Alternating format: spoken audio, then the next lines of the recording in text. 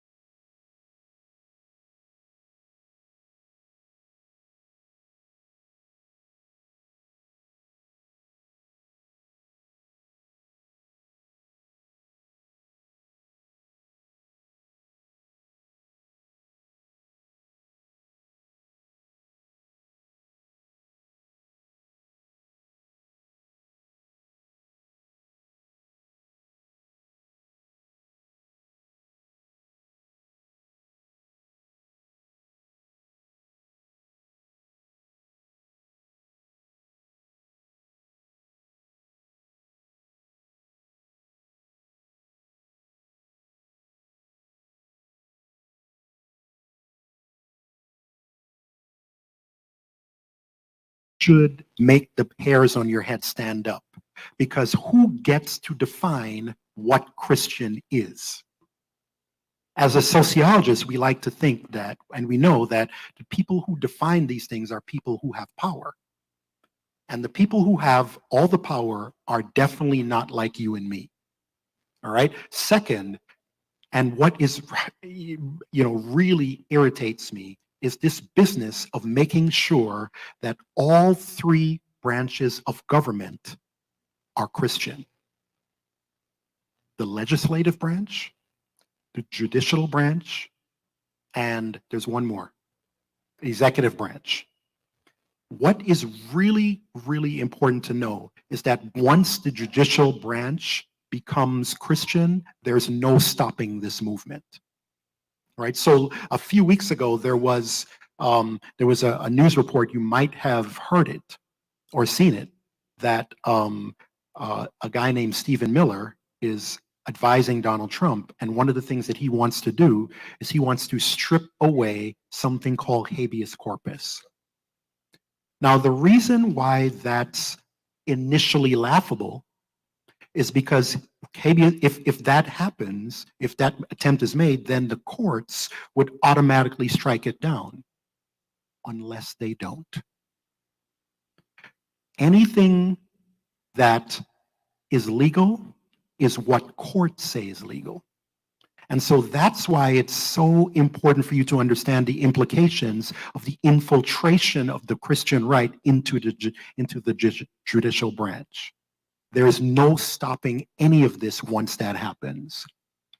And third, the long-standing separation between church and state is going to be dismantled. And this is happening before our eyes. And these are really the concrete goals of both the Christian nationalist and the old moral majority. All right. And it's very quiet in here, and I can hear a pin drop, and I guess I can sense the understanding that's coming from the audience. You guys understand the big implications here. All right. I can't be any more serious than I am now. All right. These are the concrete goals. So the implications of these goals are threefold, and you should ask yourself these three questions. Who gets to define what Christianity looks like? Is it your unconverted assemblyman? Who makes that decision? That's something that one should really think about. And it's something that is, that's the kind of thing that keeps me up at night. Second, what if some of our citizens aren't Christian, and don't think that the laws should apply to them that are created by people who are Christian? Right? It just so happens that people come to this country from all parts of the world. They're Muslims here, they're Buddhists here, and they expect that they should be governed by the same kinds of laws that everybody else are governed by, even if they don't believe in Christianity. That kind of ideal is going to be threatened. And third, exactly who's creating the policies? All of these are real questions that are implications of the moral majority and Christian nationalists taking power. And answers to these questions are really at the heart of what is going on in our country today. And so now, that's the first social movement, the Christian nationalism and the moral majority. Remember, I said there are two big social movements that came together.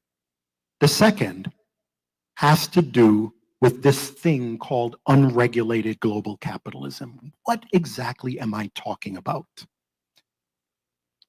If you remember, in your history books, starting in about the 1870s, right until about 1900, what was going on in our country was rapid industrialization.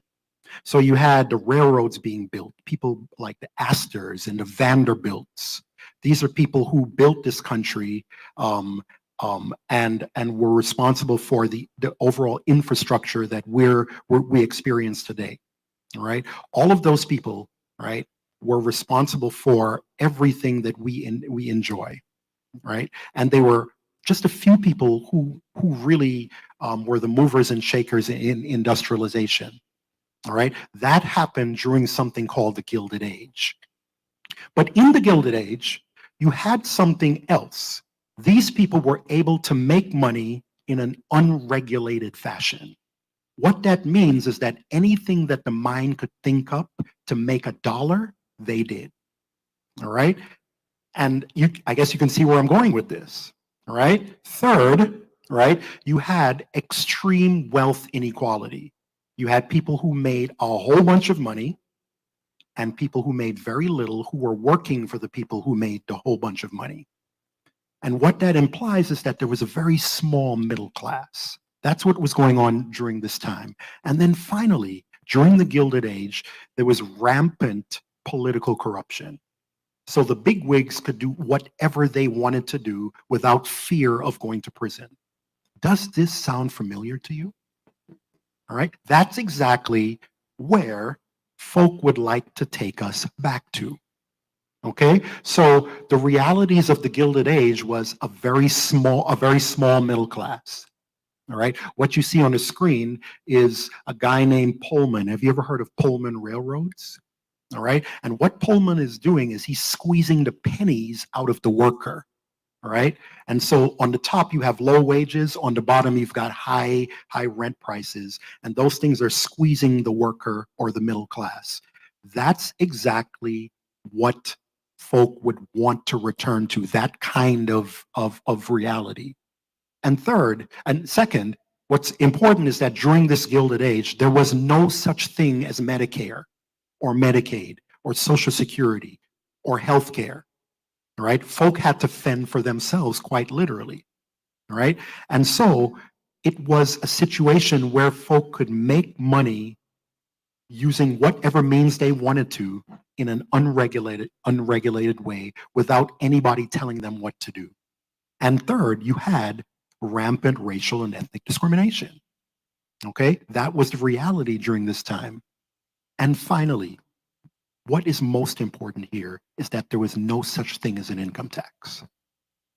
In other words, people like Pullman and Astor and Vanderbilt could make their fortunes without having to give a penny to the government. And that's important because giving pennies to the government is how the social welfare net was created. And they don't want to do that. And that's important for you to understand, this business of no income tax. So these barons want to return us to a situation where all income taxes are eliminated, all corporate taxes are eliminated, and people who work for a living fend for themselves so that people at the top could make unregulated amounts of money. That's what this is all about. Part of the second social force that I'm talking about. So the concrete goals of during this the people who want to return to that point are to eliminate corporate and income taxes, dismantle the social safety net, shrink and deregulate government, and shrink or eliminate unions, and give power back to individual CEOs. All of this should sound familiar to you because you've heard this kind of thing in disparate places, but it's all coming together now. Call it a marriage of two evil social forces. That's what's going on, all right? And once you understand the religious part and the economic part, then everything begins to make sense that you're hearing, okay? So when you hear people talking about shrinking Social Security and doing away with Medicare and Medicaid, you have to ask yourself where all that money is going to go, right? And now you know where it's going to go. So you have to understand the ideology behind what you're hearing. And so the implications of, I want to stay for a moment on the implications of doing away with corporate and income taxes, and they are really serious. What you see happening is an attempt to eradicate something called the New Deal, which was brought in by Franklin and Delano Roosevelt during the 1940s. All right, so people think that the New Deal is completely unconstitutional. It should never have happened. And then you hear people talking about this business of healthcare. There are people, same group of people, who never believed that healthcare should be extended to a vast majority of people because they don't want to pay for it. That's simply why. So the implication of this, of eliminating the corporate and income taxes, is that the New Deal programs would disappear, healthcare would disappear, and so would civil rights. Because all of that stems, it's like the fruit from the poisonous tree. It comes from the same place. And so if you take the country back to the Gilded Age, all of these things disappear. And it's important for you to understand that. All right? And so columnist David Brooks, in thinking about the implications of all of this, the marriage between these social forces, the religious right and the supporters of a return to the Gilded Age, said this: "When I look at the administration, I see a massive attempt to return us to a life of dog eat dog, a life of nasty, brutish, and short, where gangsters have maximum freedom to do what they want to do." David Brooks is a conservative columnist, as conservative as they come, and he's noticing this. And if he's noticing this and saying this, that should really make us perk up. He doesn't stop there, he continues. And what that is, and that is the evisceration of all the values of civilization that conservatism is supposed to transmit and preserve. And I think the raw lust for power that the administration embodies has not only eviscerated conservatism, it has eviscerated Christianity itself. Christianity is a system designed around the meek and service to the poor. Jesus never embraced worldly power. Donald Trump is completely about worldly power. For him, it is about domination. And you can only understand this statement if you understand what the Gilded Age was all about. It was about this, where the lawless are free to do exactly what they want, dominate people who don't have power for the sake of money. That's what this is all about. That's the big picture. And you don't need to read 1,000 pages of Project 25 to understand this. Okay? So I hate to be the bearer of bad news, but I want to be honest with this congregation about what is going on. So this nearly, going back to what I was saying before, this nearly 1,000-page document will change society. All right? As I said, it will dismantle the social safety net. It will eliminate most forms of taxation, and it will dismantle the long-term separation of church and state. And this third point is important because it will increase the role of religion in state matters, and it has the potential, and this is really important, for government legislating religious matters. What I mean by that is that there is nothing stopping the government from telling Tacoma Park Seventh-day Adventist Church what to do. All right? So if Donald Trump can do something like tell Harvard that they can't admit foreign students, why wouldn't he tell the General Conference what to do on Sabbath? Why would he not? In other words, there's nothing stopping that from happening. It is not far from the imagination. And that's why you have to really embrace this new reality and understand what's going on. All right. So once things like that happen, then the sky is the limit, and none of this is new.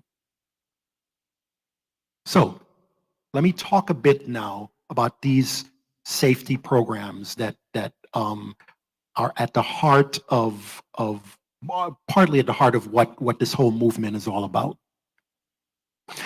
It's important to understand that these programs originated in a certain kind of social context. All right. They originated under three presidents, FDR, LBJ, and President Obama. With FDR, you had the New Deal, everything, all these, everything like Medicare, Medicaid, everything to take care of people who could not take care of themselves. And then you had LBJ coming along and saying, no, you can't put fire hoses on Black people. That's wrong. You can't do that. And there are people who think he had no business saying that. But that's what LBJ was all about. And then you had President Obama coming along and saying, you know what? People shouldn't be dying because they can't get preventative care. Why don't we just have health care like they do in Britain? And that was a sin for which they wanted to kill him. Okay, so once you understand that everything that we benefit from as regular people came out of these three democratic regimes, then you understand that the fight to dismantle all of that is a 90-year struggle. That's why I say that Project 2025 is not new. It's just that the stars aligned in a very specific way, and I'll talk about that. All right, but this is really what Project 25 is all about. Eliminating all that you see on the screen, all right, and instituting this new regime that they think is ruled by God, and it's not. So here's the conundrum, though. You should be thinking carefully about this. I said that there's this group of people who want to remove these social safety nets that we've all come to rely on. All right, so you've got Medicare and Medicaid, you've got Social Security, and then you've got national health care. Here's the question. How do you get people, regular people, who would benefit from this, like in Kentucky and Missouri and Tennessee and Alabama, regular people, the majority of the people in those states who would benefit from all of these, how do you get them to vote for people who would dismantle them? What's going to distract them?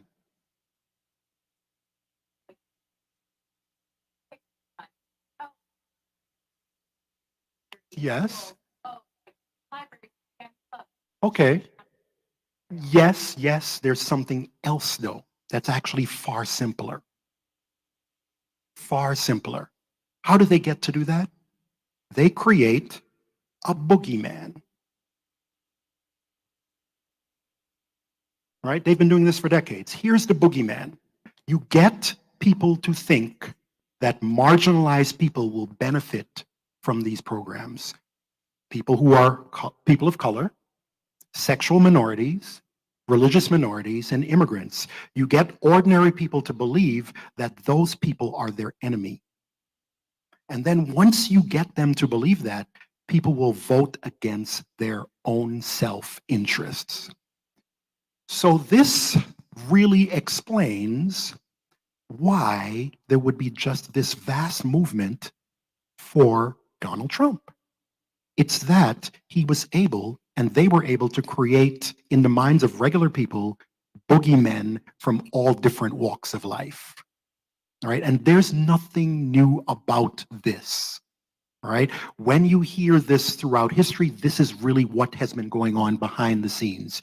You get people to believe that marginalized groups unfairly utilize safety programs, and then people will want to take it away. And then here's the rub. You get someone to do this who has no moral code. And that is Donald Trump.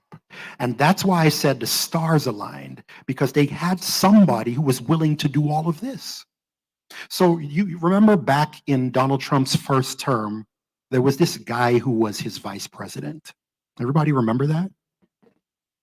The reason why he would not do that is because he has a moral code. Donald Trump doesn't believe in anything except making money. And that is why I say that the stars aligned. You had these two social forces come together, and then you have a completely amoral person as their trumpet piece. And once you understand that, then that's you understanding the big picture. All right? So it's not about Donald Trump. Donald Trump couldn't do that by himself. But what they found was somebody, and I'm going to put this in religious terms. Somebody who is not guided by the Holy Spirit. That's what this is really all about. And somebody like that is capable of anything. You think I'm joking? It happened at certain points in history. 1972 in Chile, there was this guy named Augusto Pinochet. It happened there. In 1933, there was this guy named Adolf Hitler. It happened there. And it happened also at multiple points in history. And essentially what I mean is that when you have somebody who is totally devoid of any kind of moral character, they're capable of doing anything. And that's what you really have to understand, all right? This is somebody who cannot be reasoned with because there's nothing inside that is governing him, so to speak. And so the power, the real power behind Project 25 is that global capitalists and the moral majority have formed one political alliance. That's really what this is all about. And their ideas are trumpeted by somebody who has no internal moral compass. Once those two forces align, then you can find somebody else who doesn't have a moral compass and they'll do the same thing. But what's important for you to understand is that these two social forces, right, aligning are really at the root of what's going on. And without them, somebody like Donald Trump would sound like a complete maniac and would never see the light of day. And here's the really, really, really important part to understand. This movement that we're seeing gets its power because regular people are willing to other people who don't look like them. In other words, ordinary people get to see somebody who is gay, somebody who is trans, somebody who is brown, somebody who is a woman, all of that. They get to see them as not like me. And when that happens, regular people will be capable of real atrocity. And that is essentially what we're facing today, all right? And again, this has happened before. In 1935 Germany, regular people were capable of some real grotesque stuff because they saw Jews as not like themselves. They saw them as vermin. And so this is being created in a certain social context, and you have to understand the big picture for you to really understand what's going on.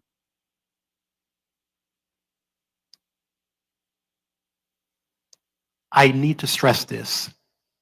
Donald Trump is a mere mouthpiece of a larger set of social forces. All right, he's just a guy. All right, the real concern that we have as Christians is now what is possible. That's really what we have to, a sobering thought, right? And here's the rub. We have to think about exactly what kind of policy can now be legislated when it's clothed in the garb of Christianity. When you have Christianity wrapped around it and people believe it to be Christian and moral, what kind of policy is possible? The sky is the limit. And that's something that we really need to understand. And so, you know, as Seventh-day Adventists, we like to say our language, our common language is we're living in the last days.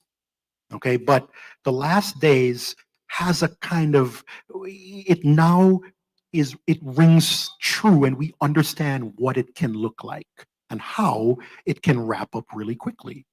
Did you know that Hitler was able to dismantle democracy in Germany in 60 days?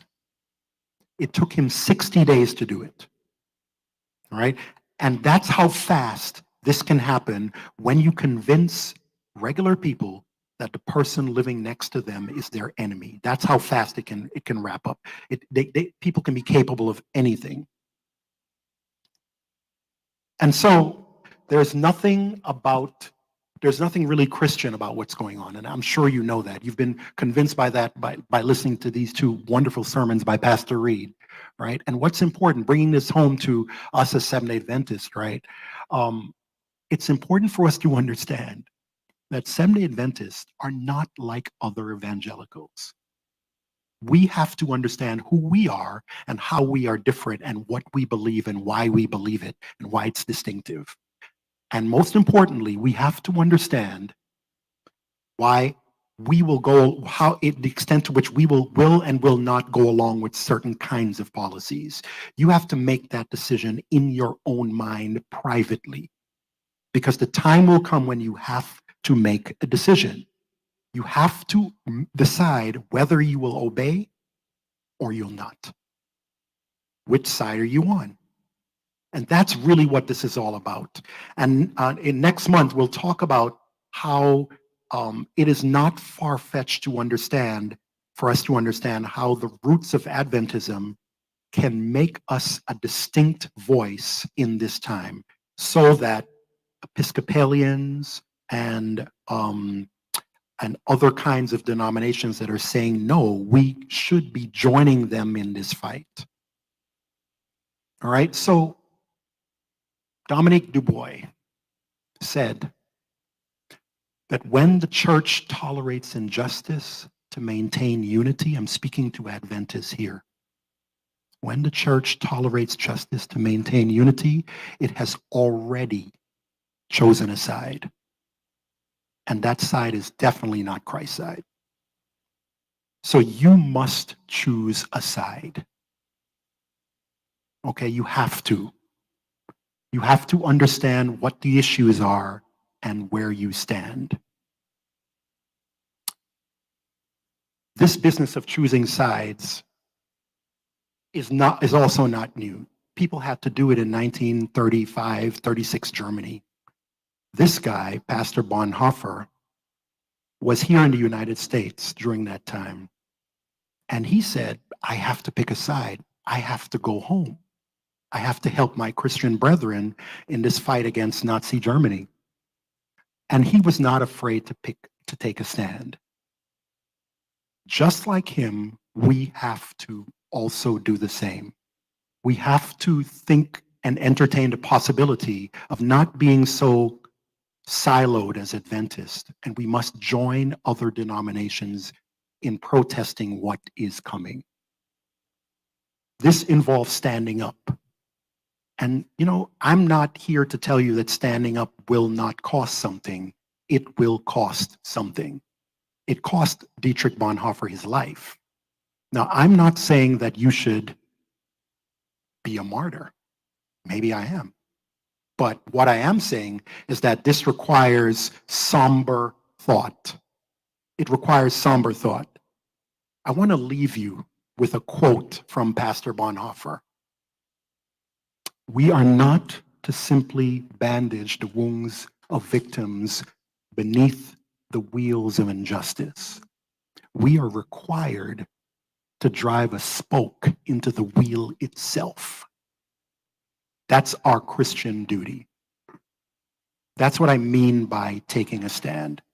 And so as you ponder these issues and you think about how they've come together and you think about your role in what is definitely going to come, my aim and my prayer for you is that you prayerfully consider where you stand, what you stand for, and why you stand for it. And I have no doubt that the Holy Spirit will give you all the answers that you need. Thank you. I'm finished.